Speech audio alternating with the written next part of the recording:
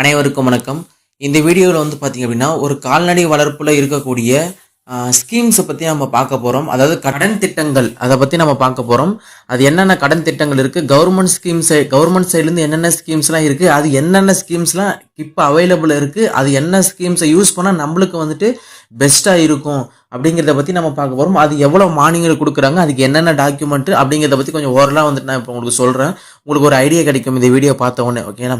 So first வந்து பார்த்தீங்க அப்படின்னா ஒரு கால்நடை வளர்ப்பில், அதாவது நீங்கள் ஆடு வளர்க்குறதுக்கு வந்து பார்த்தீங்க அப்படின்னா கிட்டத்தட்ட பார்த்தீங்கன்னா 2 ஸ்கீம் இருக்குது. பொதுவாக வந்து பார்த்தீங்க அப்படின்னா இந்த 2 ஸ்கீம் தான் நம்மளுக்கு வந்துட்டு ரொம்ப பெஸ்ட்டாக இப்போ அதிகமாக மூவ் ஆகிட்டு இருக்கிறது. நிறைய பேர் வந்துட்டு யூஸ் பண்ணிக்கிட்டு இருக்காங்க.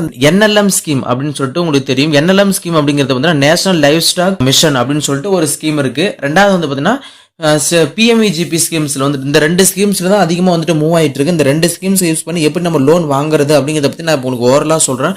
நல்லா புரிஞ்சுக்கோங்க. அதாவது இப்போ நீங்கள் இந்த NLM ஸ்கீம்ஸ் வந்து கிட்டத்தட்ட 50 லட்சம் வரைக்கும் நீங்கள் வந்துட்டு லோன் எடுத்துக்கலாம்.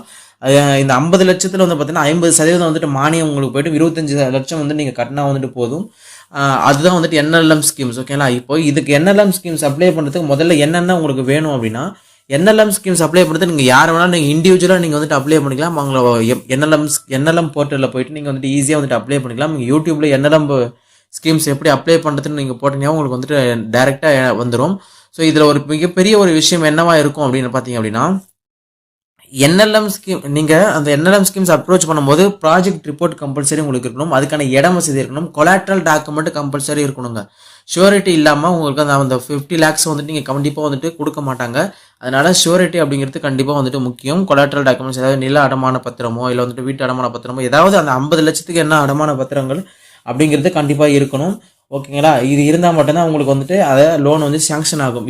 இது வந்துட்டு அங்கேயே கேட்பாங்க. நீங்கள் அப்ளை பண்ணுற போர்ட்டல்லே வந்துட்டு கொலாட்ரல் டாக்குமெண்ட் அப்படிங்கிறது இருக்கும். ஓகேங்களா? இது ஒரு விஷயம். ரெண்டாவது வந்து பார்த்தீங்க அப்படின்னா, இந்த PMEGP ஸ்கீம்ஸ் வந்து பார்த்தீங்கன்னா 20 லட்சம் வரைக்கும் நீங்கள் வந்துட்டு லோன் அப்ளை பண்ணிக்கலாம்.